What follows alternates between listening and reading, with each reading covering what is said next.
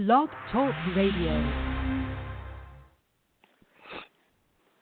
Hey guys, this is Those Guys with your host Matt Marrero along with The Grand Fisher Hollow. Oh gosh, I feel Ooga like Booga the Grand Booga. Fisher. I feel like I'm gonna die. I have a cold. Oh, okay. No, it's funny because I heard the sniff when we cut in, and it's like Grand Sniffer. I also am sick, by the way, which is odd. Yay, sick buddies. It's yeah, but we haven't seen each other. Share a soul.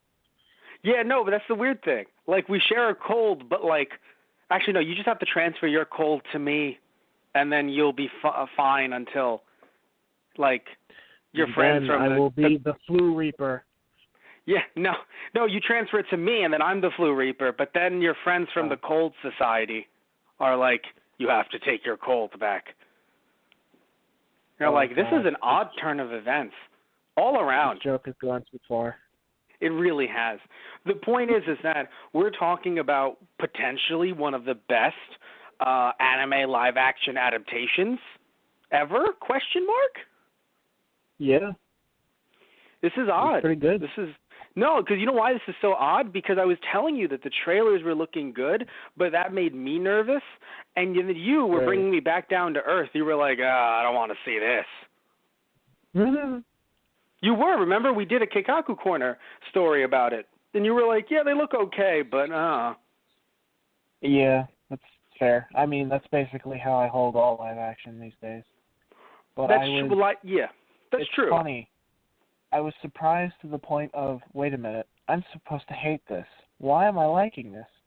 Which I don't want to be that way necessarily right off the bat, but it's live action. It's anime being put into live action. It's usually not pleasing. Yes. And also we should note, for anyone that's like, oh, well, what have you seen? Because maybe you guys have actually seen some better stuff than we have. Right? Here's the thing. No, because the thing is, there's obviously a lot of stuff that's been brought over to live action, stuff that may have never even came out here, but has English translations elsewhere. So there could be some really good stuff out there, to be fair. But you and I, when we were in high school, we had so much hope, didn't we? Didn't we have Didn't we have hope in high school? Weren't we just like, oh, this is great. We get to see something that we've loved since kids. And then we saw Dragon Ball Evolution, which, as far as I remember it, for worst things I've ever seen, was Goku charging up, I'm pretty sure to fight Chewbacca's family. I think that's, because I'm talking about worst things I've ever seen overall. I'm pretty sure Goku fought off Chewbacca's family. And the littlest Chewbacca family member jumped on Yamcha and exploded and killed him. That's what I remember from Evolution. Dang, Goku! Actually, no. Goku turned into a giant Chewbacca. That's what happened, right? I tuned out at about the first 5 minutes. The rest is a blur. Oh. No, but I didn't think you could make it hurt worse than it already does, but you're somehow doing so. Thank you. No, but we've seen Evolution. We saw the Death Note live action movies, and we've reviewed them actually. So to be fair, those movies were not bad. They deviated, but I don't want to say that they were bad. Right. Now we then saw we're talking about the Japanese ones, not the Netflix Death Note live action. Because there's only one. There's only one Netflix Death Note. I said there's two of them. So, and to be fair, though, maybe someone's listening to this in the future. So thank you for future-proofing that. Now, talking about the English one, I have to be honest with you. It's the fact that we fucked up on our first take, and then we had to see it again. So I've seen it a total of 3 times, and I hated it more with every viewing. And I think you agree. Because the first time you saw it, you disliked it. But it wasn't like this festering hatred that you now have after seeing it more than once in a row in the span of a month.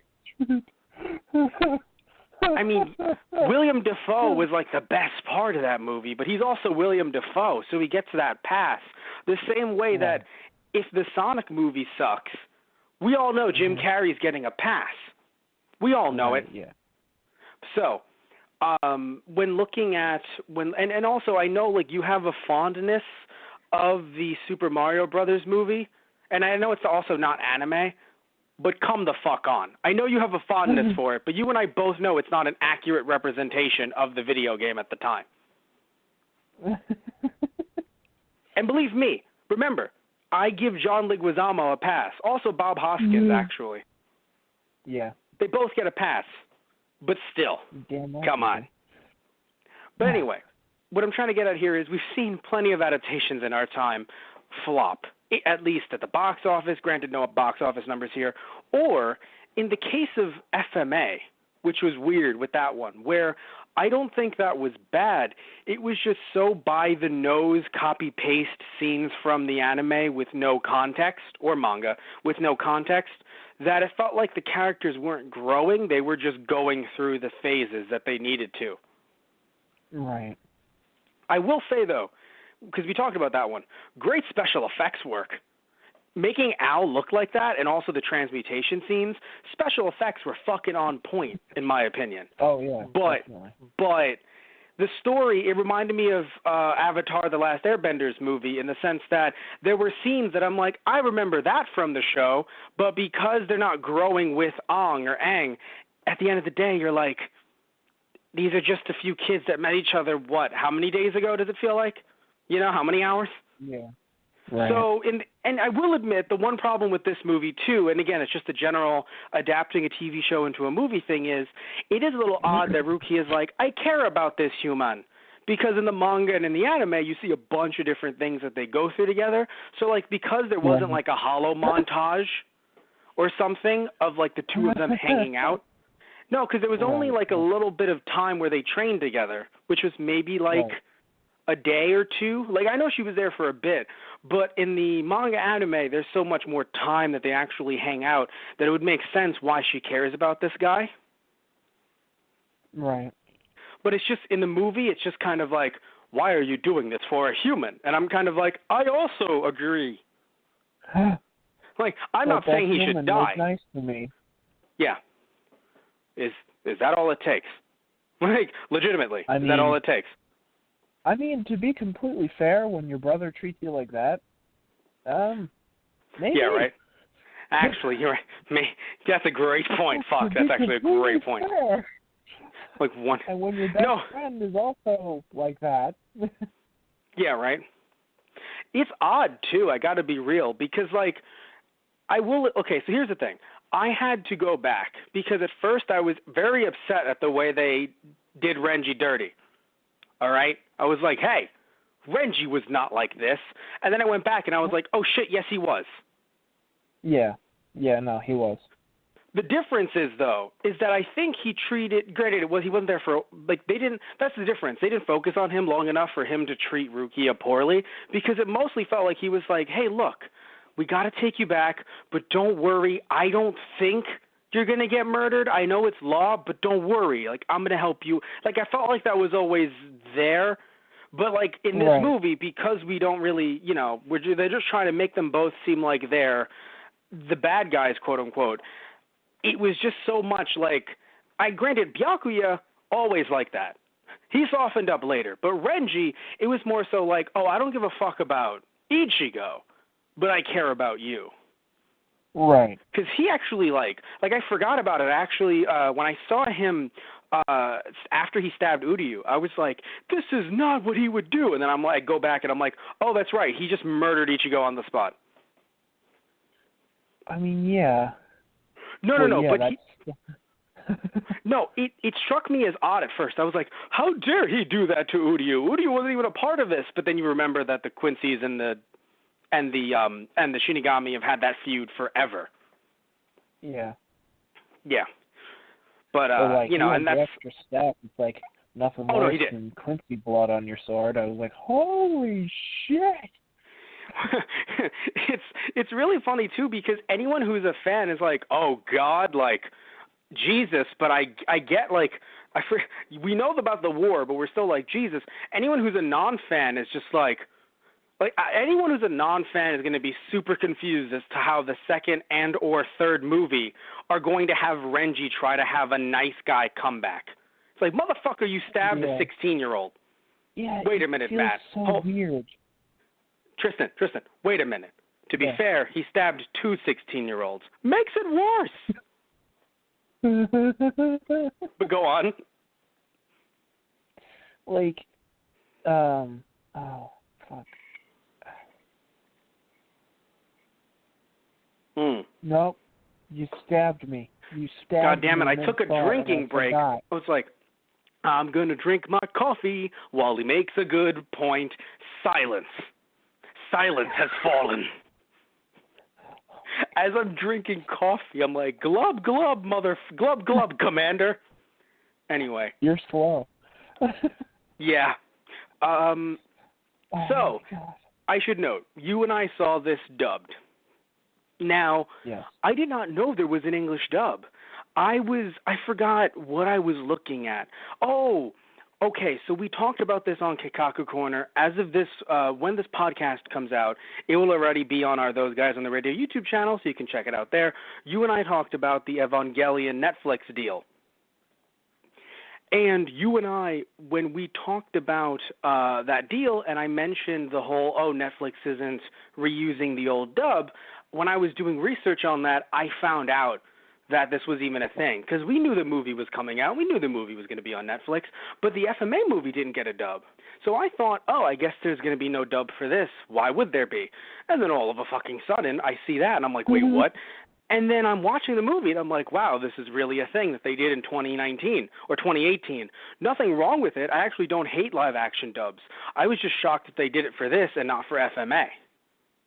Right, yeah. Like, I wonder if it was a thing because, like, Funimation doesn't do union. So I wonder if it was like, we would love to bring actors back, but you guys don't do union. And I forgot what studio Viz works with for Bleach, but they do union. They're in LA. Right. So you can see why they got most of the cast back. Like, they got Uryu, they got Ichigo, they got Chad. I mean, it pretty much sounds like Chad, unsure. But I know they got Ichigo and Uryu. Uryu? Yes. Oh, that was Uryu. Okay. Because he was. I mean, it was close. Actually, it's funny. I didn't know it was. I knew it was Johnny Young Bosch because a cast list showed me that it was him.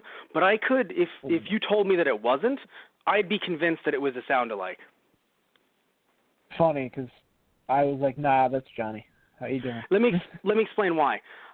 Even though, yes, it's been years since Bleach began, even later on Bleach, it's much different than his current interpretation of Ichigo in this movie. I don't know if it's because it's live action, so he sees that there's obviously a difference between animation, but this version of Ichigo that he did was much more quiet, was much more like, it was, I don't know, it was just very much like this, where like even during his version of Ichigo and all the anime and all the movies, it would be more like this, like a little bit of like something on top of it, like a kind of like a deepness on top of it, where like this time he was kind of just like, hi, I'm Ichigo. And then when he screamed, I was like, that's Johnny Young Bosch. I was like, that is him. Yeah. Like when he fought and screamed, I was like, Johnny Young Bosch, clearly. But he was so subdued walking around as Ichigo, it was rather odd. Like it sounded like, I don't know, maybe he's learned different techniques where he's like, oh, this is better for my voice, longevity. Because, you know, Sabat does the same thing as well now, where when he does a character, he does, like Armstrong, he does not do what he used to do with Armstrong because he's like, yeah, that's actually bad for your voice. Right. So I don't know if that's the reason why Johnny Young Bosch is doing it differently, or of course, you know, he's aged. Everyone ages. But looking at Bleach, even later Bleach, and just watching the anime clips, you'll notice, you're like, oh, that's different. It's still Johnny Young Bosch, but not the same Johnny Young Bosch that did Ichigo, if that makes any sense. Yeah. Like, because I know you've played some video games where he's in, so you're like, oh, of course that's Johnny Young Bosch. But it's more so how he does Ichigo that seemingly has changed. But, and I don't know if that was Urahara, the same voice from the anime. Sounded like him, but unsure. I don't think it was. Well, that's the problem with the dub too, just dubbing over anything like Japanese live action. It's so much harder to work around for some reason from what I've noticed, because there's something about anime that also, because even though this can be problematic, certain anime companies will actually give English licensors, they'll say, "Oh, we're giving you extra lip flaps just for you." Sometimes they're like, "Why did you do this?" Other times it actually kind of helps. So even Japanese anime, or the Japanese dub-overs of anime, where people are like, "Oh, it's not butchered like the dubs for, English versions where you have to, mess with the mouth flaps." Sometimes the Japanese versions actually have extra flaps and don't match them up 100% in a weird way. But still, point is, with these, you obviously want to make it work really well because it's live action, and there's, the whole stigma because of Godzilla and Bruce Lee films and other, kung fu films. Right. So you want to make it work really well, but it's just, I don't know. Like, there was something about this dub that felt a little rushed. It wasn't the worst, but I feel like the Death Note one was actually better. Yeah. I mean,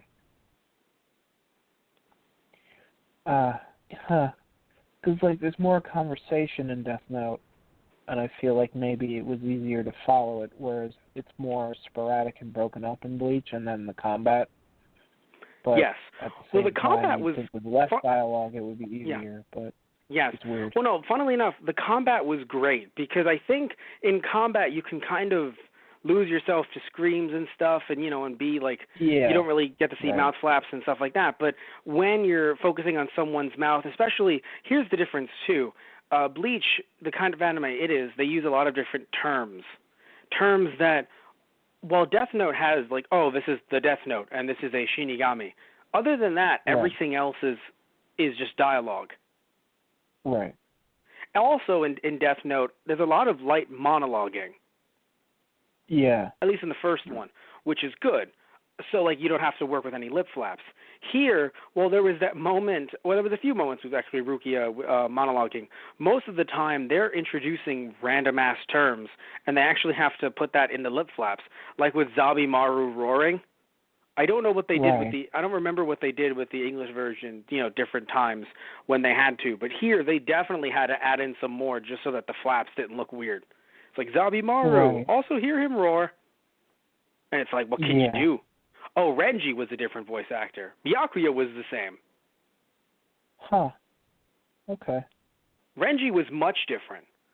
Byakuya was very similar. That was to Byakuya. Because I thought he was different too, but okay.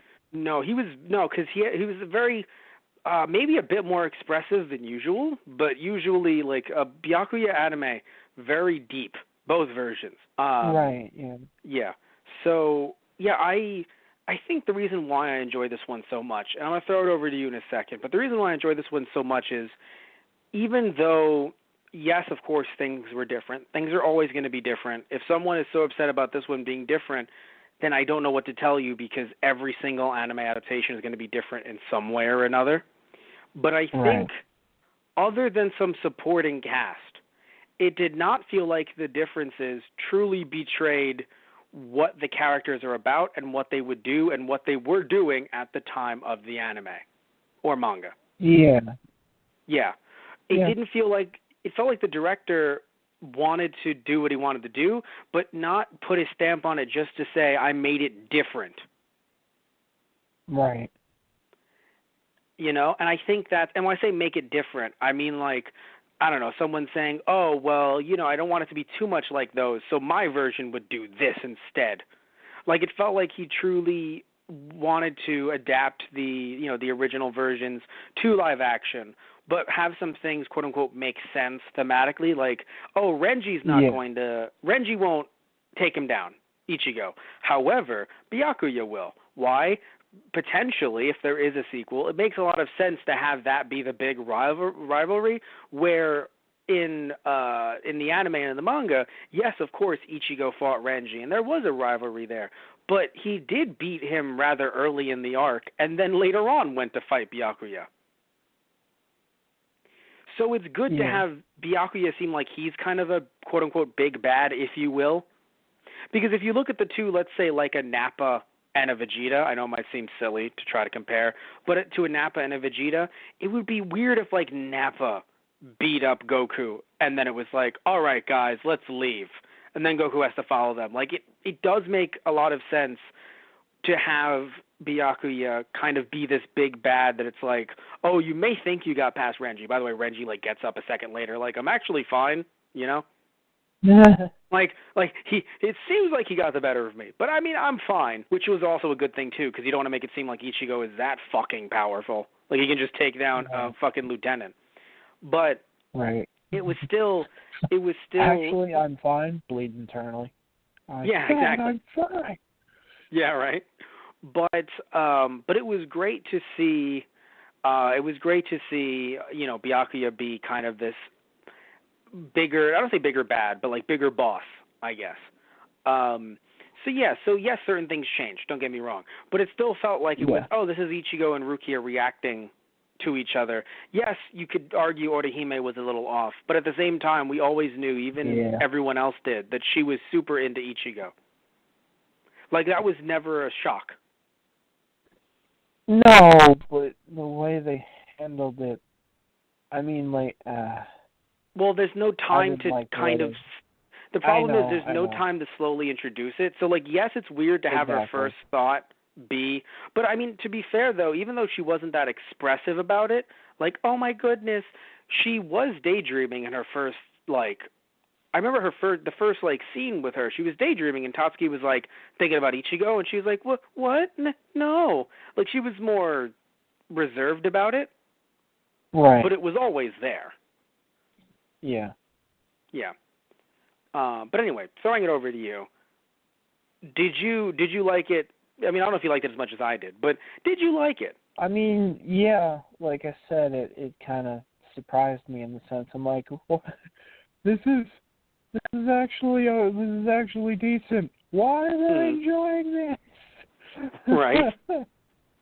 You know, yeah. I understand where you're coming from. I guess that's why, like, the whole time watching it, I had this sense of confusion. And I'm like, it's not that I'm confused with what's being presented and what's going on. I'm just confused as to why I'm not hating this. But, I mean, hey, that's actually a good thing. I for once I'll be happy about that. Yeah, it's weird. I feel like there's enough minute details that when I see this, it's definitely like, oh yeah, this is Bleach. This is definitely Bleach. But it feels like alternate reality Bleach, where instead of like, this happened, but it's like little minor things that kind of change the story up. It's like, this feels like if we never had a Bleach series, we just had like, if it was just movies, like this would be it. Right. And I think that's a good thing, because even though, yes, this does feel like an anime, like, this does feel like anime, to be fair, like, over-expressing this and that, like, it's definitely anime-inspired, you would know that much at the very least, but I think what you're trying to say is it reminds you of, like, a tokusatsu, you know, like a live-action superhero kind of concept, but in movie form. As if there was no anime version. Because, you know, there's no anime versions of, like, Super Sentai, like those other Japanese superhero shows. Like, there's no anime. Sometimes they make anime adaptations, but even though, like, the concepts are based off of anime, it's still meant to be, like, this is just a random superhero show, like Super Sentai, Kamen Rider, Ultraman, all that stuff. Rarely do they have manga adaptations or anime adaptations. Yeah. So, like, the reason why I bring that up is only because of the fact that, funnily enough, the actor who played Ichigo was in a Kamen Rider series. So it's kind of second nature to him, in my opinion, at this point. Right, yeah. Sota Fukushi, he was also, let me see here. Because I know he was in Kamen Rider Forze, but he was Gentaro, right, Gentaro, which, it's funny, I saw Forze while it was airing. That was such a fun show. He was he's nothing like Ichigo. He's actually more like Keigo, arguably. Oh, God. Well, no, in terms of being very expressive. Because, like, his character in Forze is very much like, I'm going to be your best friend. And people are like, I don't want to be your friend. And he's like, but don't worry, we will be. They're like, no, I really don't want. Well, because he played a high school student who transferred in, who was just like, we're going to be the best of friends. And it was like, what? No. And then he found the Kamen Rider belt, and then you would like him. He was, what's it called? He was, Kamen Rider Forze was very much about space and space travel. So his character, he would say, like, it's space time! And then he would transform. Oh, my God. Yeah. I'm pretty sure you showed me a little bit of that. I definitely did. I showed you one of the memes, which was just him looking angrily at someone-ish, and he was like, and it said, "I'm gonna befriend the shit out of you." Right. That was his character. So he had like a pompadour-ish.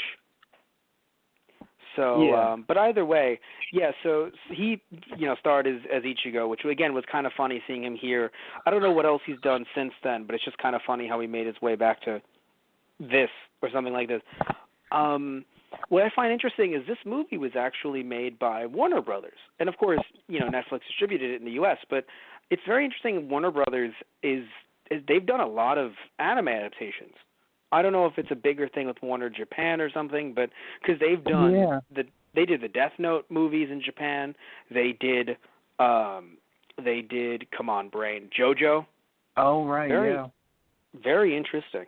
But anywho, so yeah, even though yes we saw it dubbed in English, we could still see the actors' faces and how they represented their characters, and I do think that that Fukushi did really well with Ichigo.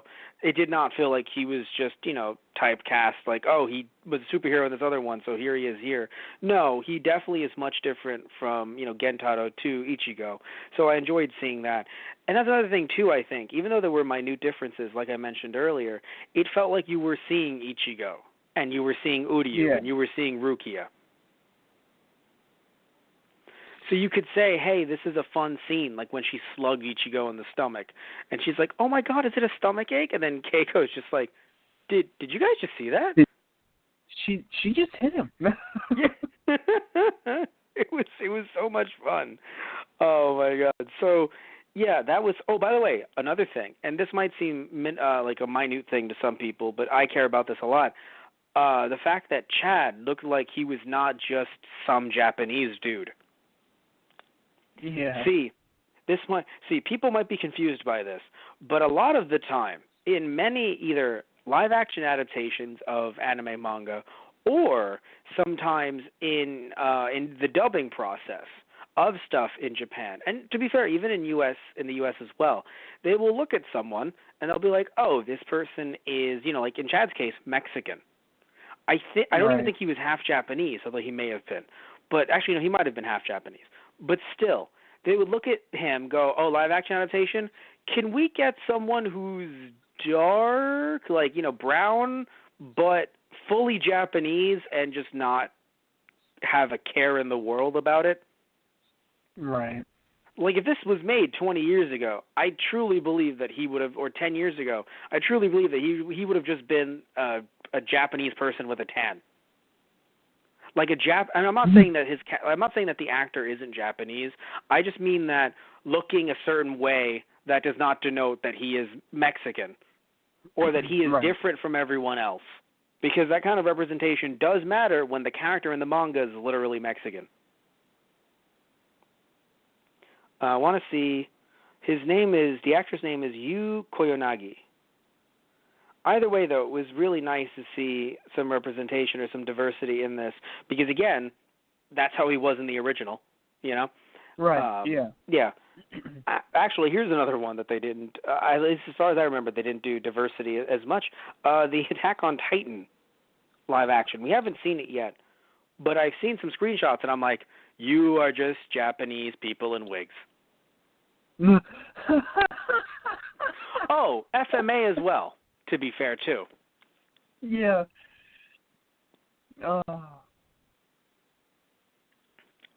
Let's see here. Huh. I might have been wrong about Yu Koyonagi. Well, no, I mean, he may have just had a tan. I thought he was... Huh. Well, either way. Well, okay, let me just correct myself on the air. God damn it. Well... Fuck. All right, fuck. Anyway, Tristan, over to you. Fuck. I did love how they introduced Chad, though. Like, he came in Chad, early because... Yes. Chad's character was great. That was the first instance that I realized, oh, right, they're going to be changing up shit because they only got an hour and 50 to get this shit done. So, like, when Ichigo, it's like the first manga chapter when you're introduced to him and he's beating up the punks who knocked over the flowers for the kid who died in a car accident on the street corner. One of the guys comes back with his board and goes to smack Ichigo, and Chad just floors him. It's like, hey, watch your back. Like, thanks, Chad. I'm like, oh, shit! I'm already down with this. Okay. Yeah, I did not... I'm like, they did Chad good. They actually did. I got to be real. Like, I was not expecting that. So that was a lot of fun. And even Kato, too, like, which I'm happy because I guess I'll give that one to you. Like, hearing you talk about Kago, like, starting every line out with, I think Ichigo died, guys. He was in a terrible accident. Like, every fucking time, and how happy that made you. The thing is, the first time it was a funny joke. It was terrible, but, you know, it was kind of funny, but terrible. But him repeating it was only funny simply due to the fact that those were actual things that happened that we just saw happen. So the fact that they cut away, like, it's a very good thing to do, you know, in a movie that's trying to mix in, you know, heavy dramatic themes with comedy. It's like we cut right over to a completely different scene and then bust out a joke. But I like that it was just a fun recurring joke. At first it was like at first I was like, oh God, that's terrible because they're going to believe it. Then the second time it's like, guys, come on. And then the third time, of course, Ichigo breaks it up.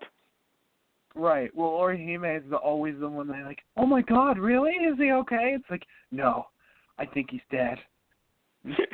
Really, guys? He just comes up, really, guys? That's what I love, too. Also, just Uryu, so you're a soul reaper, spits out his food. Shut the fuck up. Fuck up.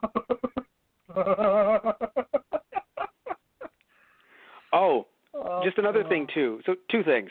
One, I didn't realize this. Chad's actor, his dad is actually Hawaiian, or was born in Hawaii. So he is not just nationality Japanese. It's always strange because I don't know what the correct term is. Because it would be like saying, oh, if you're not white, then you're not American. It's like, no. But it's the idea that Japan is very small. So even people in Japan are like, oh, this is Japanese. But I feel weird saying like, oh, is he not Japanese? So of course he can still be Japanese if his fucking on his birth certificate it says he's Japanese.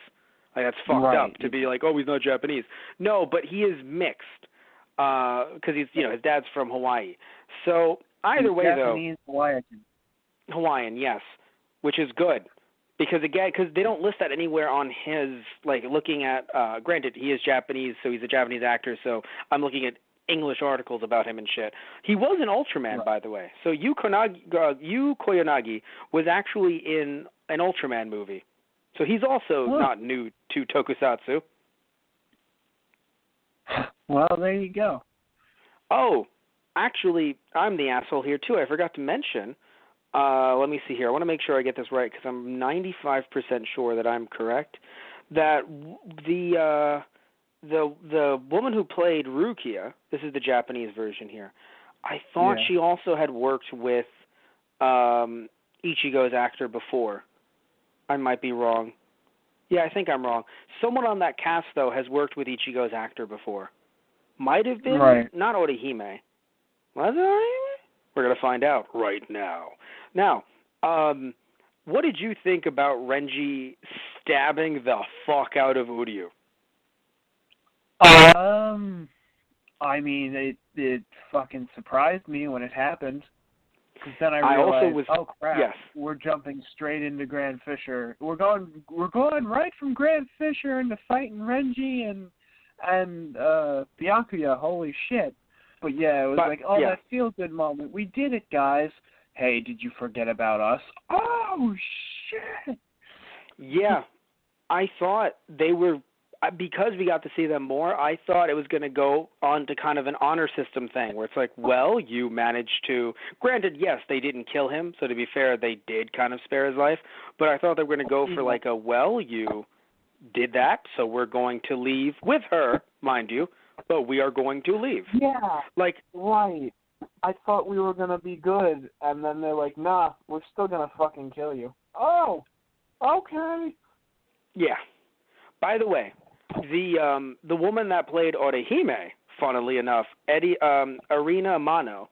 Yeah, so Arina Mano, she actually played, let me skip the name right, Nadeshiko Misaki, who is a character in a bunch of Kamen Rider Force movies. Well, there you go. But there was another woman I was thinking of, not just her, but it's funny that she appeared here. Let me see Uryu's character, or Uryu's actor rather, Ryo Yoshizawa. God damn, he's a pretty boy. No, like, it's really funny. Let me explain. You go to his wiki, they have, like, the lighting on him and everything. It's kind of funny. Like, if you see him in the movie, you're like, oh, he's trying to go, be the nerd, yada, yada. But when you see his picture on Wikipedia, you're like, wow, they tried really hard. Oh, like, to make him look like a pretty boy. By the way, he played in the Gintama live-action movies. Do you know who Okita Sogo is? Actor from Gintama. Character? Okita Sogo. I can't. Because again, I haven't seen Gintama, so I don't know who Okita Sogo is. I should know it. Oh, was it the?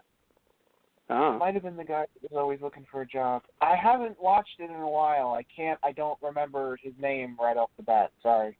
I'm infuriated. The guy who played Uryu was actually the second Kamen Rider, i.e., the original Kamen Rider's rival, original in this case from Kamen Rider Forze. We have 3 Kamen Riders in this movie. We have Kamen Rider Forze, which is Ichigo. We have Kamen Rider Meteor, which is Uryu. And we have Nadeshiko, who is, I think she's like sort of considered a rider, not really. Either way, she is Orihime. What in the flying fuck? The Kamen Riders of Karakura Town. And also remember, Chad, his actor, he was an Ultraman host, i.e., Ultraman's light was in his body. So he was like a human host. So this motherfucker is also an Ultraman as well.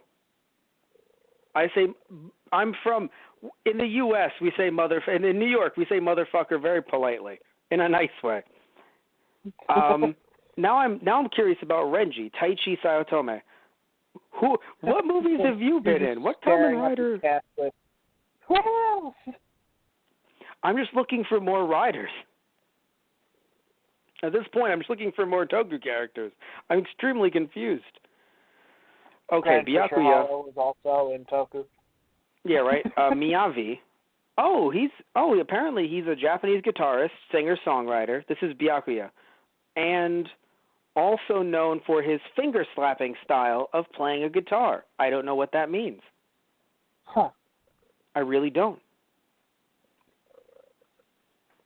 Oh, huh. Apparently he was in King Kong Skull Island? Okay, then. I don't know. In a small role. I don't know what that means. But apparently he was in Skull Island. All right. I wonder if he was the other soldier. He was Gunpei Ikari. I can't remember. You think I don't know. I'm just telling you what Wikipedia tells me, Tristan. You do with that what you can. I have no fucking idea. I have one that I wanted to ask you about. Sure. So what did you think about the music? So here's what's really funny. So I was in love with the music simply because, look, I have no beef with rap. All right. I'm down with the rap. But here's the thing, Tristan. It feels like so many, and I mean so many, Japanese manga or anime really kind of fall in love with, or a lot of influences from Western rap. So as someone who loves rock like myself, granted, I'm not saying that the original Bleach was rap necessarily, although the opening was, and many of the openings were, or a fair amount of them were, still, and endings, still, it just feels as if, I know the OST wasn't necessarily rap, it was interesting, but there's a lot of rap going around is what I mean. So to see a live action version and to have them go heavy into rock, I was like, or at least guitar riffs and everything, I was like, oh yeah. It's like, hell yeah. Especially because even looking at, like, the song for the movie, too, it was playing during the Ichigo training, the official training montage, where he's actually getting really good. That song wasn't, because it's hard to explain. When looking at even certain songs picked for anime, newer songs for anime movies, like the Dragon Ball Super one for Broly, I don't dislike it, but it's very much, and it doesn't rap, of course, but it's very much like, God, what's the word I'm looking for? Pretty, not pop. It's just pretty boy energy. That's what I call it. Like, it's very much to be like, like it's just a certain type of voice, a certain type of, but actually hearing these songs here and having it feel like it's very much inspired by the rock scene rather than high energy, either pop or other kinds of rap, it was really nice. And then Byakuya appears, and there was a fucking glitch in the Matrix, and I was super hyped. You heard it. It sounded very reminiscent of the Bleach OST. Yeah. Like the glitch sound effects when he first appeared with that soundtrack, like that part of the OST. I was like, it sounded a lot like certain Bleach OSTs. Like they had that vibe. And I was like, oh, hello. Yeah, very interesting. So I actually really liked the music. Again, it doesn't have to be a one-to-one recreation of Bleach, because if so, let's just go watch the anime. Yeah. It's on Netflix. Fuck it. That's fair. But I just like that it felt different, because, again, whenever I see, and I'm even in tokusatsu as well, like Kamen Rider. Funny enough, one Kamen Rider, oh, God, here's a funny story. In Kamen Rider 5, there was a rap song in it, and it was during a fight scene. It was meant to be like a really like cool scene. They didn't realize that the N-word was said repeatedly. Oh. It was in English. Well. So it was just like, so it was like, I forgot what yes, I haven't been hearing what you're saying, but I agree with all of it. So, but let me explain. It gets better. Saying words so much as I've just been making sounds. Yeah, you're just making sounds at this point. But here's the funny thing. So again, they didn't know. So like it was just, it's just like, like I'm gonna mess you up and I'm gonna take you down, and and it kept on going and going, like just different. I don't think he rhymed the N-word with the N-word, but like still, like the N-word was said throughout the song, right? Yeah. And how do I know this? How do people know about this? Because at the time, even though it was the TV version, tokusatsu does not have a history of coming over to the U.S. on DVD, unedited, or, this was when Fies came out, that was 2004. So if these are getting put online, the TV rips are getting put online in 2005, Crunchyroll didn't even exist yet. So, like, anime streaming, laughable. Anime streaming, laughable. Like anime legit streaming, tokusatsu streaming, ha, ha. But so when it came to when the show got actually put out on DVD and people found the DVD rips or bought the DVDs, the song was removed. Right. So it's just like, it's kind of funny. It's like the TV version just has that in there with like multiple uses of the N-word. DVD version removed. It's like I think someone told them, hey man, what's going on? You know that song that we used? Oh, it was so cool. Did you know that? Yeah, about that. Yeah, it was cool, but did you know? So yeah, I don't know how that conversation would have went, but man, it's so funny to think about. So but yeah, looking at this movie again, it's just nice that not that they couldn't have used rap or that it couldn't have had the N word. Again, I'm not like trying to be like this puritanical like police, like no, you can't use that word. No, the rap music. It's just funny because it was removed, you could tell that they did not know at the time. Right. So, because if it was kept in the DVD, it's like, oh, that they clearly have to know and not care. But it being removed, I'm like, they noticed. So in this case, it was just, again, nice that when you look at every form of media, a lot of forms of media in Japan, rap is very, in the hip-hop, with the youths, very prevalent. I mean, look at Afro Samurai. Right. Literally inspired by, like, they worked with RZA, like, on the soundtrack. So, like, yes. Part of the Wu-Tang Clan. You may have heard of them. They're nothing to fuck with. Anyway, so there's a Wu-Tang Clan game, but that's a whole other topic. Right. Anyway, so the one piece of music that got me in the movie, it's funny. Like, I guess you're right. There were elements that kind of translated from the original, but. And again, like you said, if you wanted to hear the original, just go watch the anime, and you're right, I would. So I like the original OST better.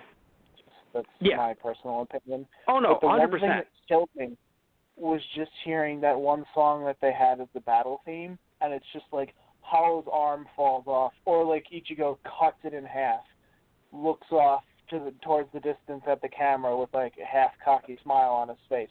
Drink your milk! Yeah, no, it was so much fun. Like, the battle songs were a lot of fun. Oh, I lost it. Yeah. Oh, man. It was...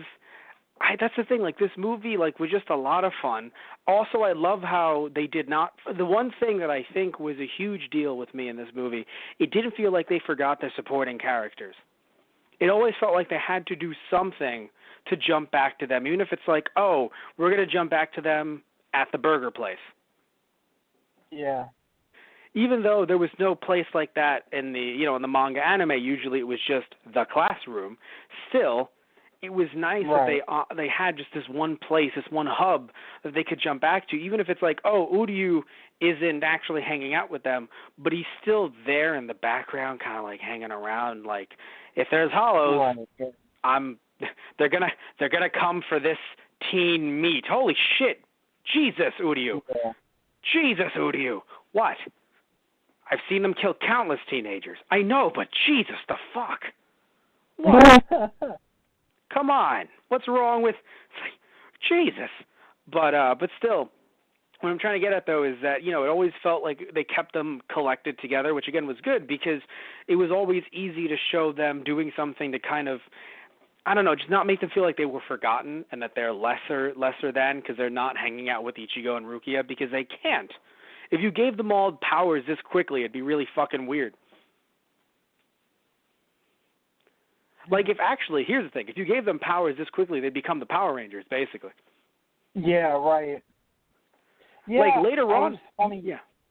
When Udamata made that comment about, Ichigo's getting into a battle that, he might not even be able to handle on his own, I'm like, are you about to train Orihime and Chaz? Is that what's about to happen right now? And then it didn't. I was like, oh, all right. Well, no, I think here's the thing. I think they did a great job of making a movie that if this never gets a sequel, it stood on its own and we all had a good time. Yeah. If it does, obviously they set that up super easily with Rukia saying, you're never going to forget me. Or you're never going to remember me. I think. Right. I think. Yeah, because, Jesus, that end felt really rough for a second, because I thought it was just going to be, we beat you into the ground. You didn't have a chance. Honestly, though, that's such a good end. Other than what happened with Rukia, I know that's terrible, but, I thought, because you have to understand, in the manga anime... it makes it seem like, I guess it makes it a little less, it still seems like they're going to kill her if she goes back with them because they did say it quite a few times. So it's kind of like, No. oh God, she dead. Like that's just it. That's horrible. That's horrible. But remember, like in the anime manga, it was literally like Urahara being like, I essentially dragged your near corpse to my shop, right? Your blood is throughout the streets. Just want you to know that. Yeah. It's funny. The movie, he looks a lot more banged up, but obviously there's a lot less blood. Like, in the anime, there's literally no blood left in Ichigo's body when he's lying in the street there. Yes. So that's what I'm trying to get at. Like, someone, like, it was kind of a thing where, like, clearly, somehow, and maybe, like, in the second movie, Urahara's like, I'm the one that kind of, like, got you fixed up and put you back where you were, right? Like, maybe that'll happen.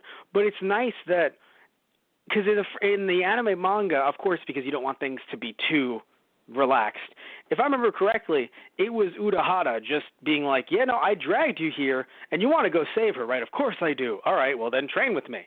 And it went immediately into that. Because I got to be real with you, when Uryu got stabbed, I was like, he's going to be just fine, don't worry. When Ichigo was looking over all of his friends, I was like, he's going to see Uryu's empty and or bloody desk.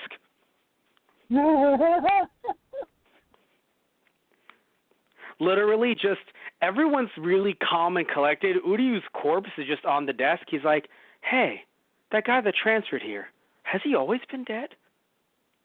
I don't know, beats me. Oh, all right. Sits down. Everyone's fine with it. But, all jokes aside, I think that this was actually, in a weird way, a nicer ending, in a sense. Yes, the Rukia thing is horrible, but there was this nice, bittersweet, to be fair, moment of just like, you may never remember me, but you're still going to be living your life. Whereas, yes, the anime and manga are obviously a lot more impactful. It's a shonen anime, but Ichigo's gone through a lot of shit. Let's be honest here. Yeah. Well, that's also the thing. It feels like, I don't know. It's weird. Like, he got to have his revenge, on the hollow that killed his mother, obviously. Yeah. And like Rukia is like, I helped you do that. You can live. You can live now. And even his dad was like, just chill out, man. Like, you're a goddamn teenager. Live your fucking life, please. Yeah. And it's so nice. Like, I'm not saying there shouldn't be a second movie, but it does feel nice that he gets to live his life. Yeah. And I mean, but like the way he, like, when she leaves, and like obviously he knows, like, it's like you kicked me away and started talking like your brother did, and then you were groveling at his feet. Mm. But like, as she's like, I'm taking my powers back, she's literally in tears. He's like, all right, I know you're playing him right now, but I know what the fuck you're doing right now. Yeah, like, no, he said, I can't believe I couldn't protect another person, and I was like, ah. Right. And now and then he ends up forgetting because, losing his powers, seemingly. Well, not just that, but Rukia has the mind wipe ability. Yeah, I mean, exactly. She used that on the family. Replacement. Yeah, right. Yeah. And like, I just feel like,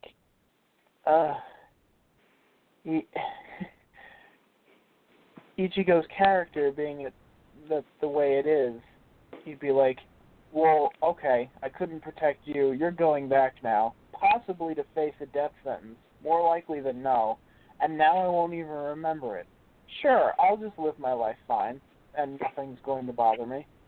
Something's going to be nagging me for the rest of my life. Now, the worst part of it is, I'm never going to know what it is.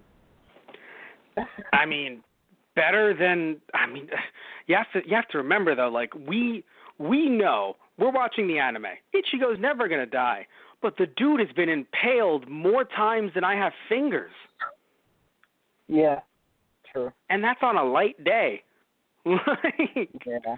It's, I don't know, like, hey, Jim, what's the weather like today? Oh, some clouds moving in from the west.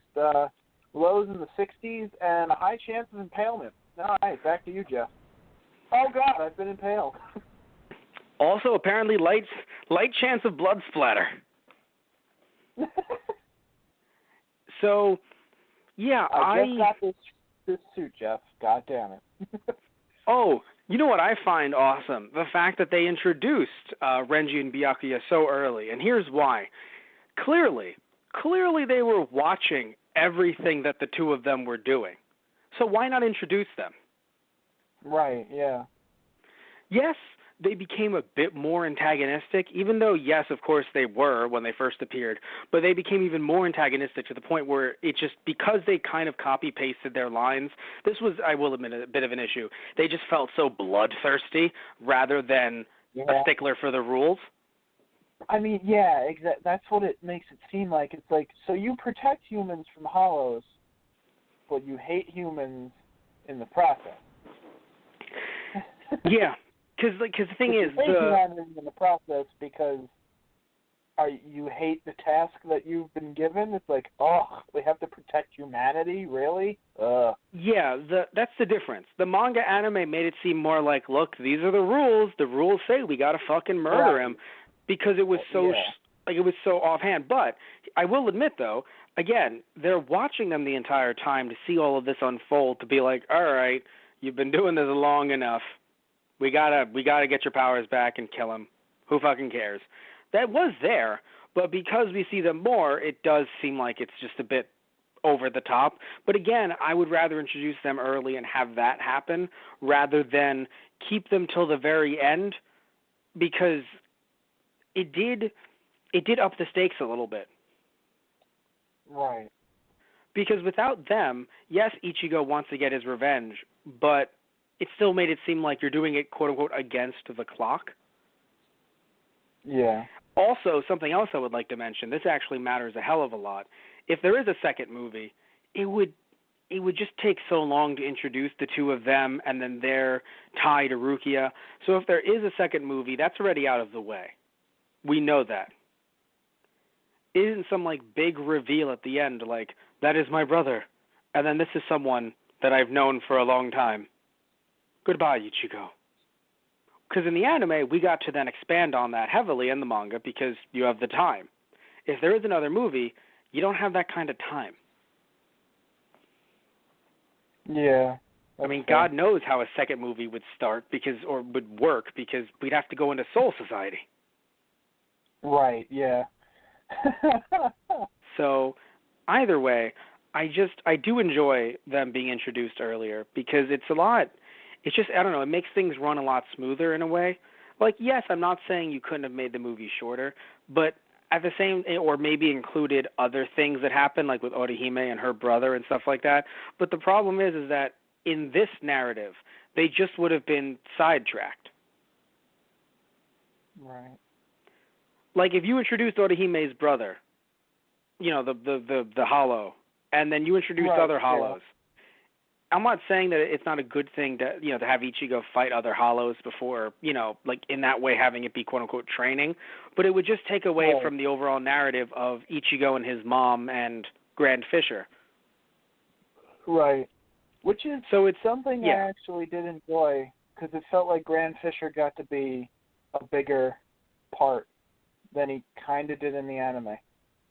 Yes, well, because I mean, the thing is that, and it's just the way that, you know, most manga anime work.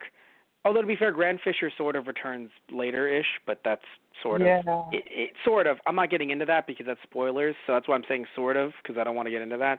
But but the point is that early on, to be fair, and it's just a symptom of any long-running shonen anime.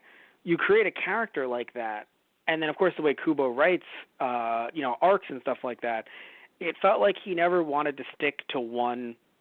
Like, he didn't want to stick to it being like, oh, this is going to be a bit like Yu Yu Hakusho in terms of it's a guy going around destroying these monsters in normal current-day Japan, present-day Japan. He didn't want it to stay there, the same way that Togashi didn't want it to stay there, except that Togashi went for his standard, we're going to have a tournament because fuck you, which Togashi is known for. Oh, come on. Everything Togashi does becomes a tournament. Everything. Yeah. Everything. So, when looking at Kubo, his thing is, I'm going to introduce a fuck ton of more characters and a new setting.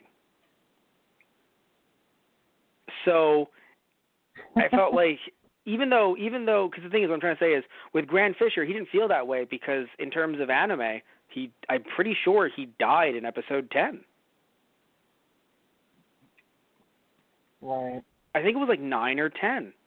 Like, the only thing he felt like the true villain in, remember we did that review? God, it was like maybe, 3 years ago?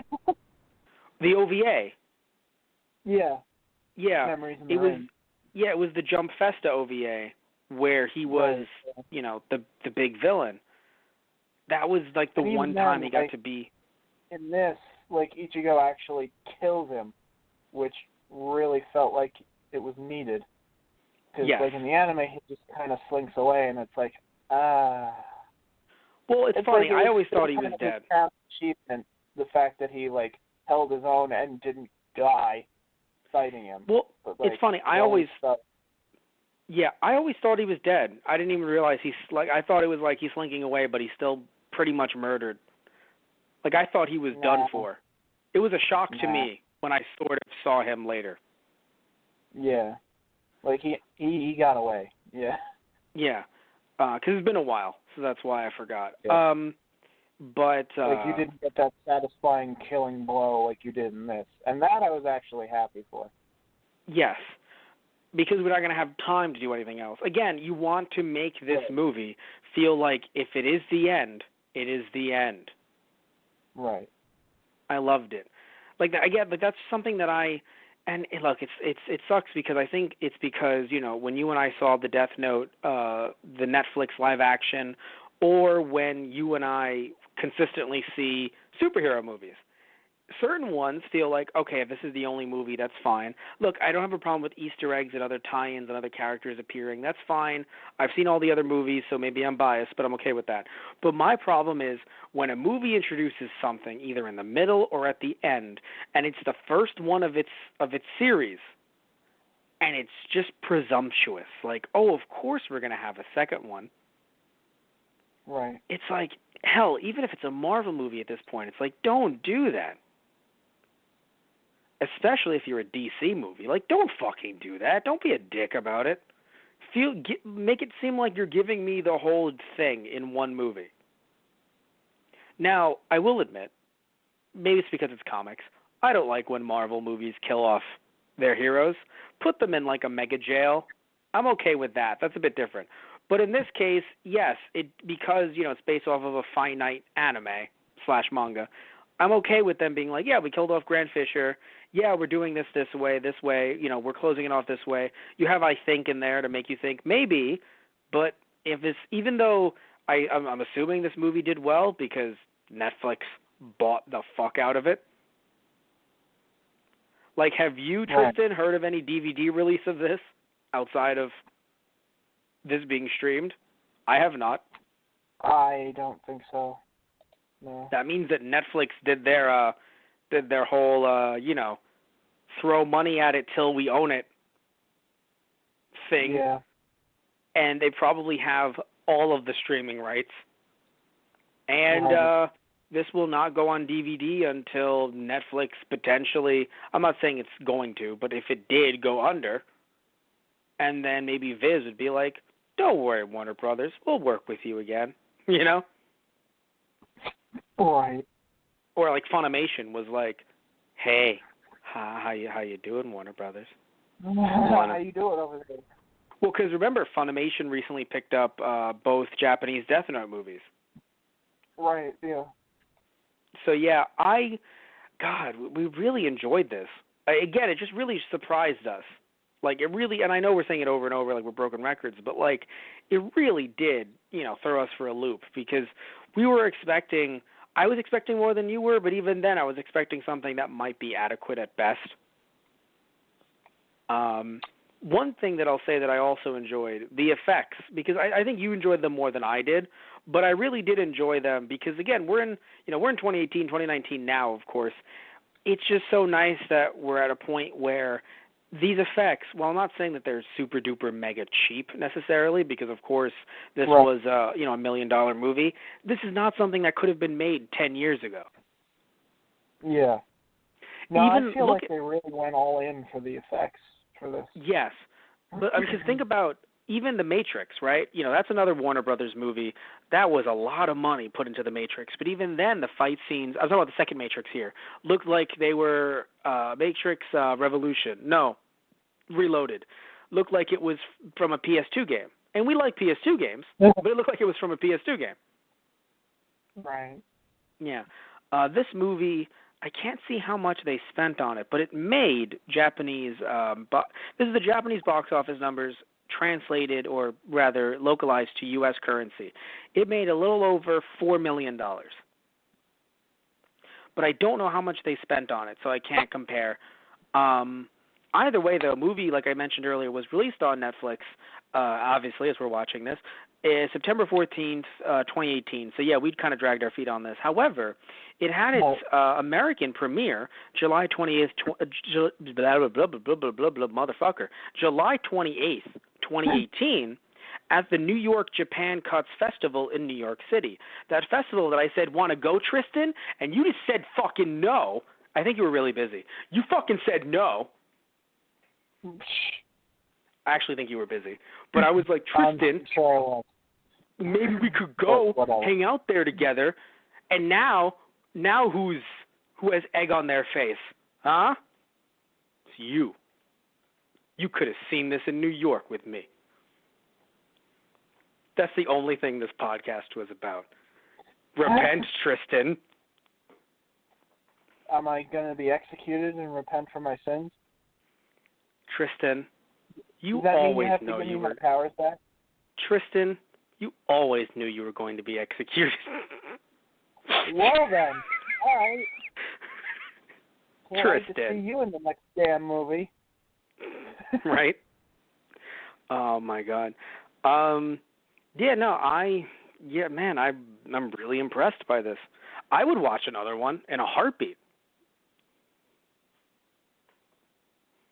I would watch a sequel to this. Another one too. Yeah. I mean, I do think it wouldn't be as good. No offense, but if you thought this was hard to condense, Soul Society. Oh God, yeah. There's going to be like six. A boss rush.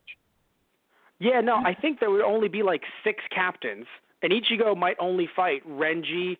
Renji's fight will be super quick if it even happens. He'd fight Byakuya, then he'd fight Aizen.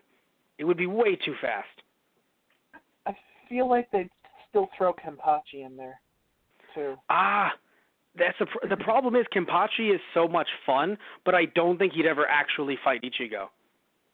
It's too, because, dude, the movie has to be, he has to train and then go to Soul Society. And if it's going to be another hour and 30-minute movie. Right. That's the only issue, is that I would love to see a sequel, but I feel like it would not do as well, for me anyway, as this one. Because this one, it obviously cut out a lot, but it had that great hook, and I'm not trying to make a joke, I'm being dead fucking serious, that great hook with Grand Fisher actually, tying into killing Ichigo's mom. That it just worked. But yeah. The film's theme song, by the way, it's a song by Alexandros, and it was called Mosquito Bite. I don't know why it worked so well, even though its name was Mosquito Bite. Yeah. But it did.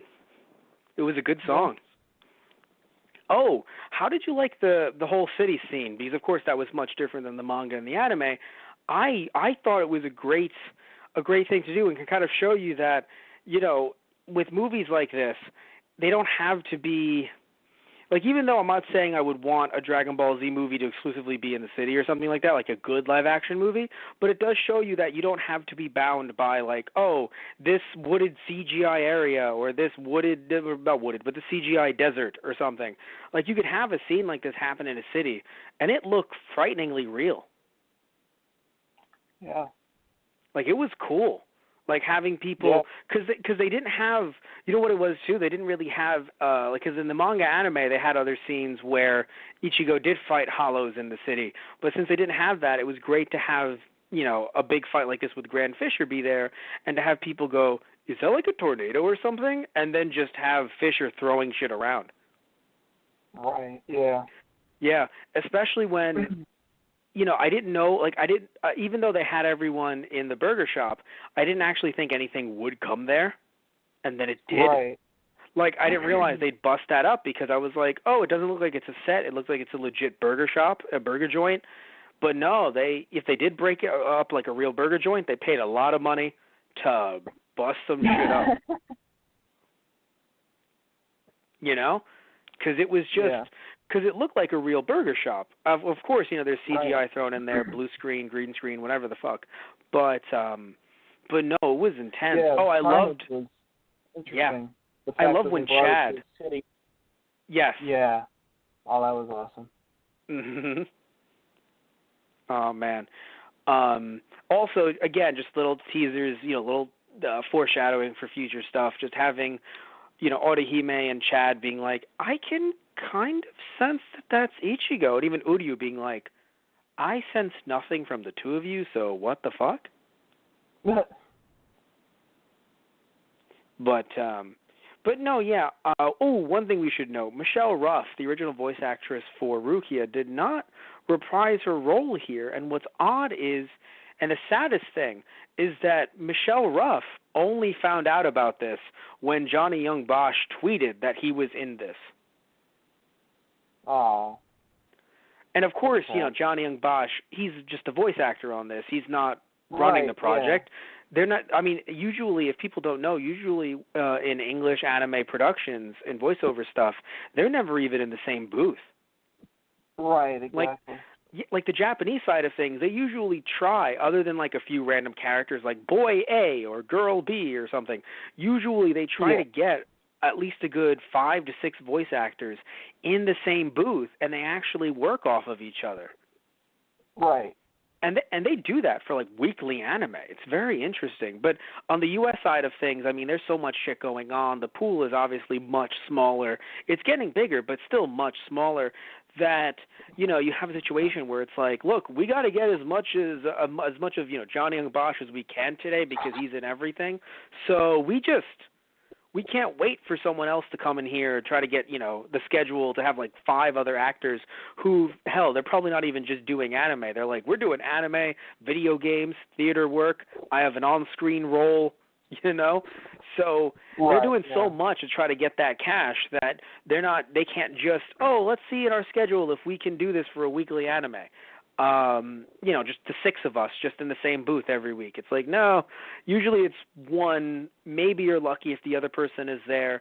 Hell, sometimes I've heard in different interviews, I forgot who directly, but usually Funimation and stuff like that, they were saying that it's so hard to be the first because you have nothing to work with other than all of the Japanese audio.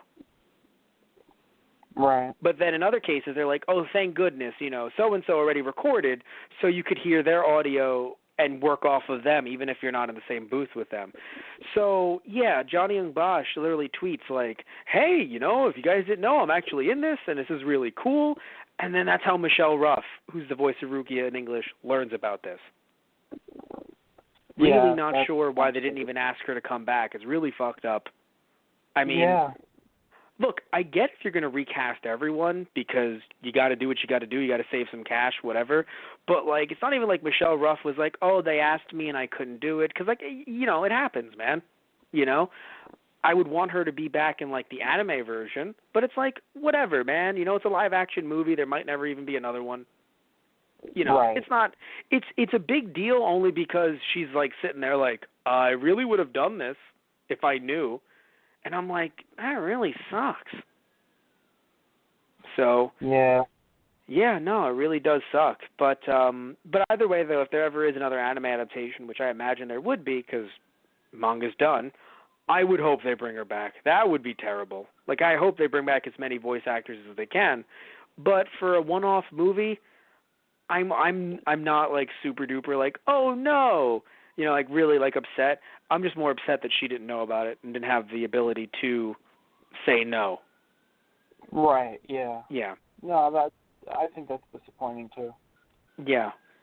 But either way, it is very interesting that they got. I mean, obviously, you get Johnny Young Bosch in this. He could have played every character in the film, but it is interesting though that they did get him, because you would think like he's such a big name, even though he does anime still, of course, but he's done a lot of video games too recently. That usually, not all the time, but usually when someone transfers from anime to video games, they stay in video games. Video games when you voice over in video game, you make a lot more money than you do in anime. Right.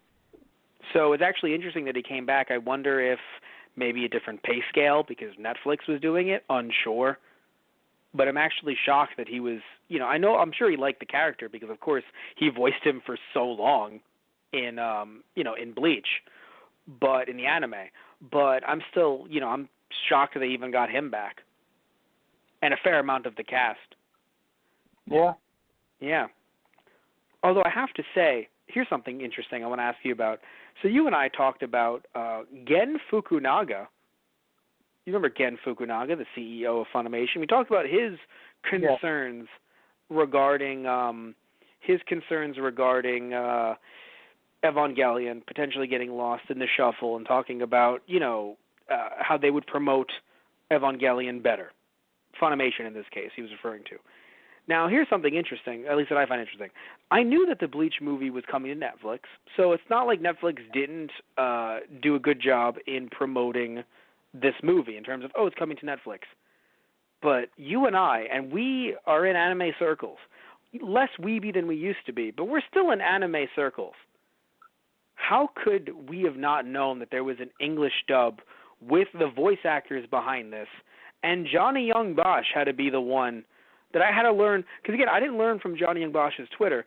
I learned from someone else in a forum, randomly bringing it up, and that's how I then found out. It kind of, even though people were saying stuff about Fukunaga, like, oh, why is he talking like that, yada, yada, I got to give him a little bit of credit, though, talking about, like, Netflix's promotion of anime and stuff like that. Like, I had no idea. Like, I would have looked at you in the face, even if we're on the phone, in the face. I would have got you on Skype. I would have been like, I know you've been talking, you've been feeling a little down about this movie, but they actually got the anime cast to do an English dub. You'd at least be intrigued at that point to watch the movie. But we went months without even learning that there was an English track. Do you think that says something about their promotion at all, or maybe it's just me? I mean, I guess, yeah. Like, I don't know. Like, I feel like we should have known somehow. Like, you should have seen, like, some type of ad somewhere. Or myself. Just put it out there. Like, I shouldn't have to hear this from a fan about how Michelle Ruff wasn't in it, and then Google it, and then see a few articles about it, and then see Johnny Young Bosch's tweet, to then be like, oh, that's how it has an English option. Just saying. What if we just they release it to DVD and they add another special edition, but it's the Johnny Young Bosch edition. It's just Bosch voicing everyone. Literally. Yes. Voicing everything. Yes. Yes. That's everyone. how you sell DVDs, Matt. Oh, yes. Most definitely. Yes. Yes. I'm saying it over. Yeah. No, that would be awesome. So yeah, the city fight scene, I think, was the coolest part of the movie, which it should have been. I was nervous they wouldn't actually be in the city that much. I was thinking, even though it's supposed to be the climactic fight scene, because they're in a city, I was like, but how much damage could they really do? Like, they made Godzilla blush. Renji threw a car with Zabimaru, and then it blew up on top of Ichigo. That was like Godzilla's also, like, holy shit. Like, Godzilla's walking by, he's like, but you are so tiny, yet you do so much. He's just like, did I miss a party? Like, what's going on, guys? Just calls Mothra. what the fuck have you been doing? Mothra's like, dude, I've been asleep on an island. What the fuck have you been doing? I just saw the news. Oh. The actresses that played Yuzu and Karin, speaking of Godzilla, you saw the two actresses that played Yuzu and Karin, right? They were clearly like twins. Yeah. In about, let's put a bet down. In about 5 years, they're going to be the two psychic girls in a new Mothra movie. In about 5 years. You want to place a bet? They're already in a movie that's big as this that has gotten brought over to the U.S. It's based off of anime manga. It's clearly in the tokusatsu realm if you remove the anime manga label off of it. About 5 years, maybe 6, because I assume that they're both 10. Just give it some time, and I bet you they're going to be in some Mothra movie or some Mothra-Godzilla hybrid, being the two psychic girls that are like, that's what I'm saying. They're going to be the two psychic girls that are just like, oh no, Mothra is telling us this. Right. And then the Tokusatsu Rangers of Karakura Town will have to stop. We'll save them / stop them. Oh my god. Yeah, I mean, you're probably right. They would do that. Son Kanonji, spirits are always with you. Oh my god. He's the pivotal role of the second film. We don't even watch Rukia.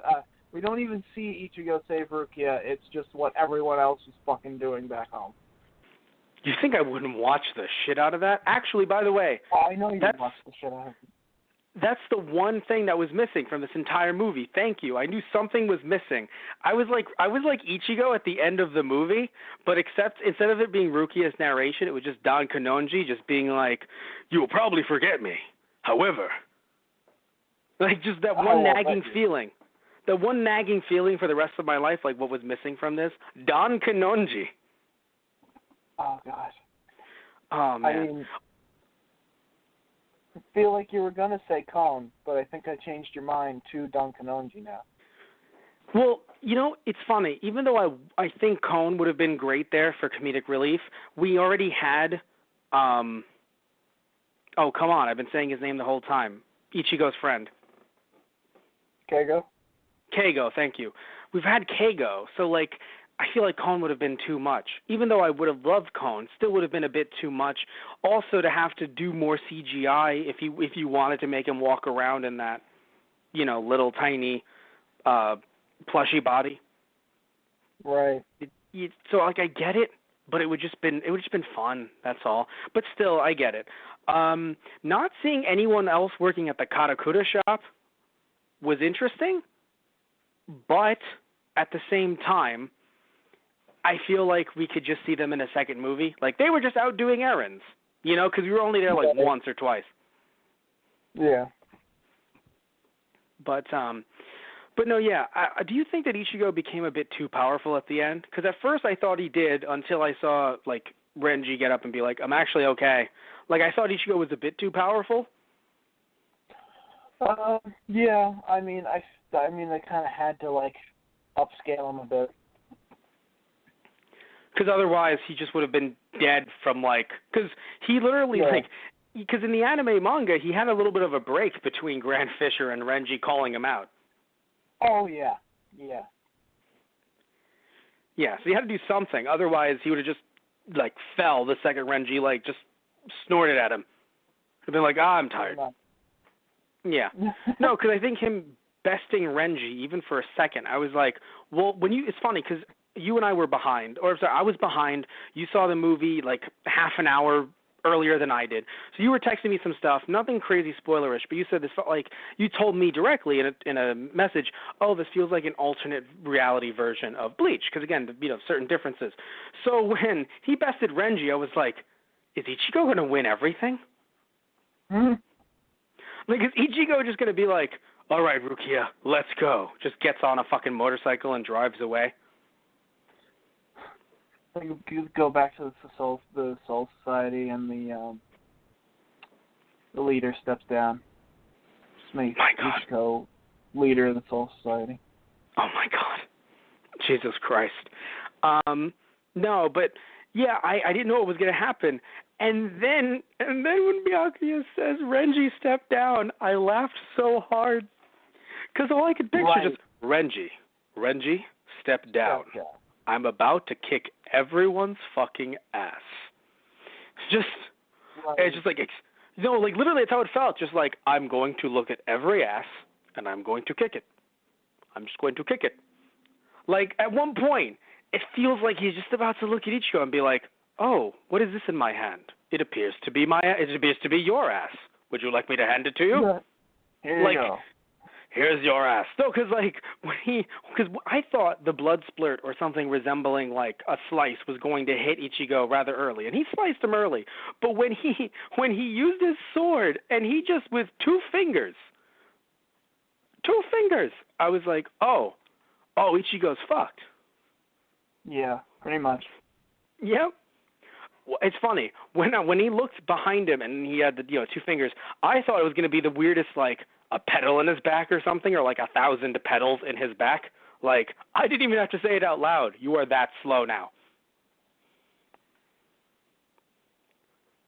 Because his bankai is like Senbon Zakuda with the 1,000 pedals.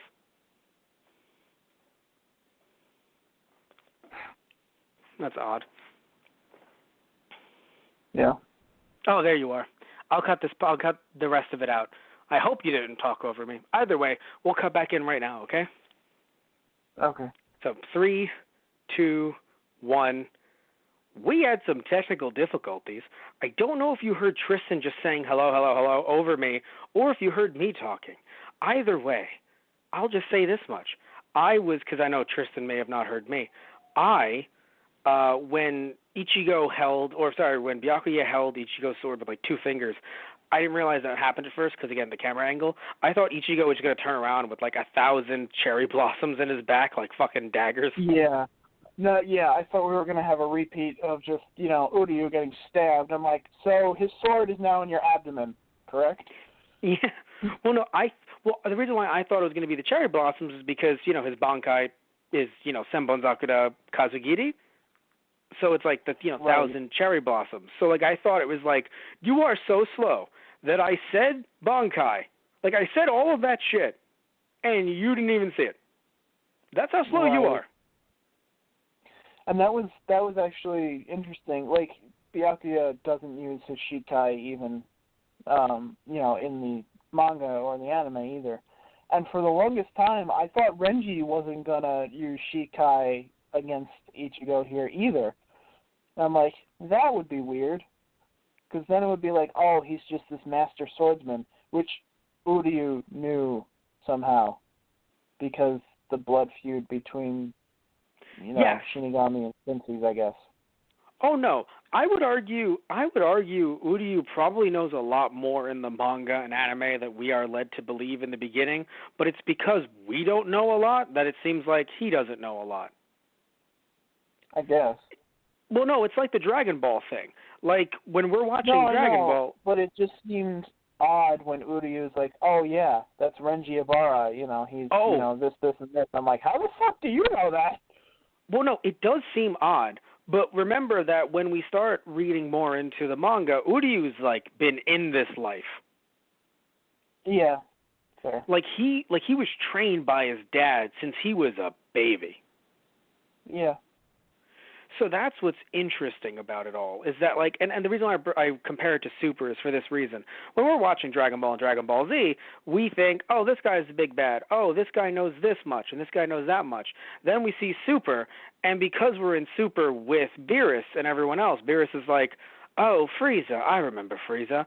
And then when you see Frieza, it's just like, wait, he also took down Lord Beerus? And it's like, oh, wait, what the fuck? You know about Beerus? It's like, of course he knows about Beerus. He just never had to, there was never a point in the Frieza Namek saga where he had to say, by the way, I kind of know the God of Destruction. That never needed to be said. Right. Yeah. So in the manga anime, it never needed to be said, Uryu being like, by the way, some Soul Society dudes are going to totally come for you. Frankly, that Uryu was yeah, they're probably going to come for him, and I will not be there. Like in this, like frankly, yes. No, in this movie, I feel like if he had more time, he would have been like, yeah, I gotta go. Like, I thought he was just gonna, like, just slink away into the darkness. Right. Like, I thought Uryu was just gonna, like, walk away like, yeah, looks like you guys have some stuff going on. I'm gonna leave. I'll just let you have that out. I'll see you guys later. I've been impaled. Yes, exactly. I mean, think about how much his dad knows. Because now that we know, like, when we know who his dad is, and like also who his dad knows, and I'm not going to bring up spoilers, but I'll talk to you about it after the podcast. It makes a lot of sense that Uryu knows the shit that he knows. Granted, we do have to ask the question: does Uryu and his dad talk? Now, maybe not, but when it's about Quincy stuff, perhaps. I think they just stare at each other uncomfortably until the information transfers. Right, just digitally. Basically. Yeah, pretty much. It's a download. Right. What I do want to see, and I definitely will be looking this up after this, after we do the podcast, which is I have to say one sad thing about this being on Netflix rather than on DVD, because I can't wait to look up the behind the scenes how this was made. Because the city that they are all murdered in, like whatever, that huge city, it does not look like a set. But they can't have put that much money into exploding a city like that. Right. So I'm wondering what effects were used and how they were used, because it just looks like it looks so real. Yeah. Like it looks like when I talk about real. Oh, Fisher looked good. I think Fisher looked good.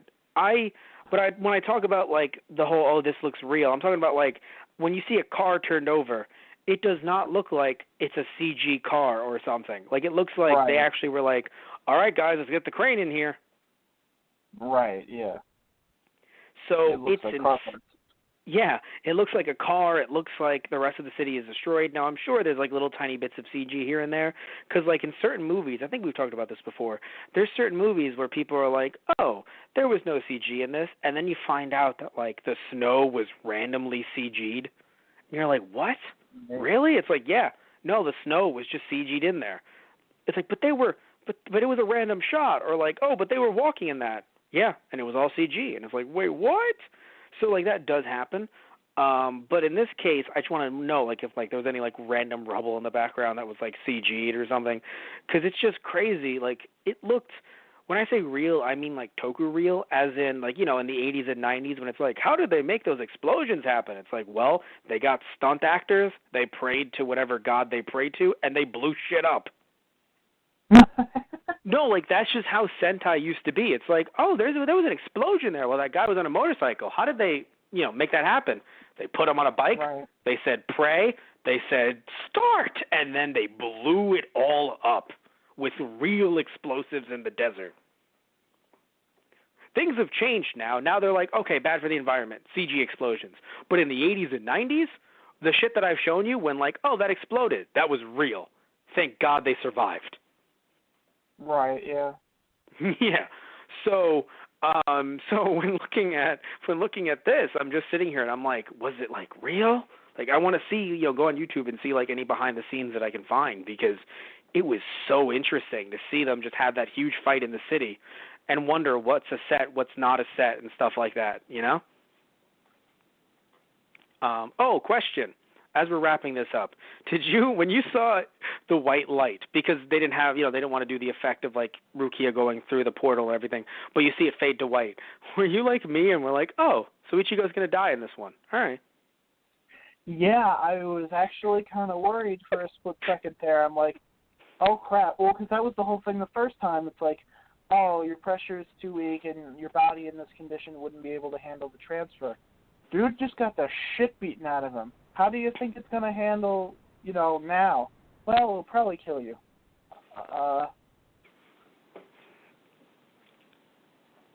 I just laughed because like the shot when it faded to white before he saw Rukia, I looked at it, and even after it, I'm like, "See you, Soul Cowboy." I'm just goodbye. You're gonna carry that weight. It's like Goku when he has the wings at the end of the Cell Saga. Right. I was like, is he done? Are we gonna have like 9 minutes of credits? Because it's Netflix. We could have 9 minutes of credits. Like I didn't know what was gonna happen. Yeah. Yeah. Oh, the one thing that I find interesting that, yeah, the FMA movie I don't think did it either.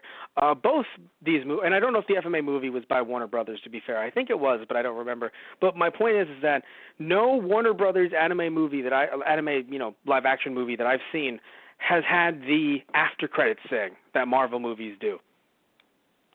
Yeah. Because I was wondering if they were going to do that here, even though they had that, teaser, like, I think. I was wondering if they were going to do it here, and then they didn't. And I was like, oh, interesting. Like, it just went straight into normal credits. Right. It's because even American movies that aren't Marvel-related, they still do teasers, like Pacific Rim, both of them, I think. Yeah. I know the first one did. I don't remember if the second one did. But no, yeah, like even other American movies have picked up on that and they've been like, we're going to do mid-credits, late credits, after credits. 2 weeks later, you're just at home, you're on the toilet, bam! How am I seeing more of this? It's just them doing it. Them just trying to get you to watch more. But in this case, they just ended it there, and I was like, oh, wow. So, yeah, overall, good movie. Anything else you want to say about this before I keep on prattling on? I mean, I think I got it, but yeah. What was your favorite scene? That's what I want to say. What was your favorite scene in this movie? Huh.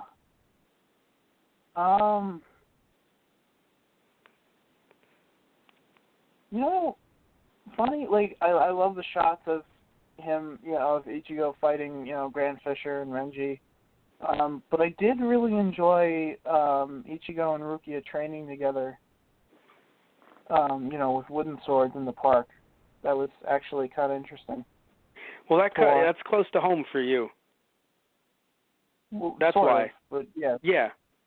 But for me, I think my favorite comedy scene, even though I loved Keigo's jokes, I think my favorite is that she literally, just like in the anime manga, socked him in the stomach and was like, oh, is it a stomach ache? Let's take you to the nurse. It was just a fun scene. I think that was my favorite comedic moment.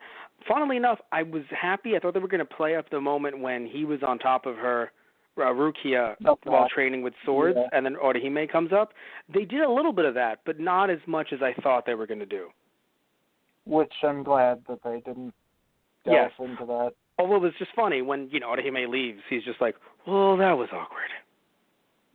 Yeah.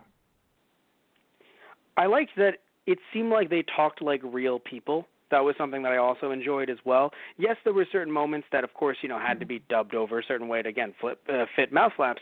But it felt like when Tatsuki and when Orihime were at the burger place together, it was like, oh, I wonder if, she broke up with Rukia, or he broke up with Rukia. And she was like, wait, they were dating? It's like, yeah, they were. Didn't you? I mean, I'm sure you knew that. Oh, but that means that he's single now. So Orihime, you get it, girl. And I was like, oh, my God, they just said that out loud. Oh, my God. I don't know. It just felt like they were real people. It was really funny. Yeah. I want to see if there's one more thing that I want to... Sorry, Hime. People don't speak like that. What? That's how they spoke in your manga. You were reading my manga? That's not how they speak in this age, in this century. Oh, no, kids. Yeah, because she said, but it's modern Japan, not like this modern. Yeah. Oh, man, that was funny. Yeah, I'm thinking if there's anything else. I feel like there was one more thing that I wanted to bring up, but I can't. Oh, yes. So that was my favorite. That was my favorite comedy moment. My favorite action scene, I think, was most definitely because I wanted it to be when he's fighting Hollows because that's the whole point. But swordplay against Renji was just beautiful. The fact that they had no hesitations of where Ichigo or Renji could be thrown, I was like, wow. Yeah. Yeah. That definitely, that was really cool to me because I think, even though I talk about watching Sentai a lot, giant robots, as much as I love giant robots, even like with Power Rangers, Power Rangers Super Sentai, same thing, but like not exactly. But, some people might not know what Super Sentai is. When it comes to giant robots, I try to be into giant robots, but I'm not the hugest fan. So I do love in Kamen Rider when they're just using either swords or kicks and punches, a lot of melee stuff. So being able to see that here, I really fell in love with that. Also wanted to mention that the director, Shinsuke Sato, he's worked on a bunch of different stuff. He's worked on the Gantz live action, I Am a Hero, which was another live action, Inuyashiki, which I'm pretty sure is also a live action based off of a manga. It is, but it's a Japanese science fiction manga. Interesting. And I could swear he worked on some more fighty stuff as well. Because I believe it was, maybe not the director, but the fight choreographer, according to Johnny Young Bosch, had worked on Devil May Cry. Possibly. Yeah. Here's something interesting. The director for this movie also worked on Death Note, Light Up the New World, which is coming to the U.S. later on this month. I actually already have it. I already ordered it because I was like, I need this new movie. I didn't get the Funimation the redos because of the first two because they're not English dubbed, and I already have mine English dubbed DVDs. I'm like, I'm fine with that. But for the new Light Up the New World, I was like, I would like this because this has not been released in the U.S. yet at all, so there was no way to see it until Funimation is releasing it. So I'm like, I am getting that. Right. But no, I'm wondering who, no, because I could swear that Johnny Young Bosch had mentioned someone working on this movie. They also worked on Devil May Cry, because I thought if they worked on Devil May Cry, that means that they also worked on Garo as well, potentially. Odd. One of the writers worked on the 2006 Prince of Tennis movie. Daisuke Habata. Right. Yeah, because there's two writers. There's the director, who's Shinsuke Sato, who's also a writer, and Daisuke Habata, who both wrote this. Anyway, and the music, by the way, was by Yutaka Yamada. So, I think we're going to say we love all of you. We're so happy you joined us for the first Friday Night Movies of the new year, because this is the first one of the new year, both that we're recording and that's being released. So, hurrah! Thank you so much. I really hope that they make another Bleach movie, because this was a heck of a lot of fun. So, we love you all. Take care, and tune in next time for something completely different. Anything else you want to say before we wrap this up? No, I think that's about it. All right. So, good night, everybody, and we'll see you next time. So, Good see night, you. everyone.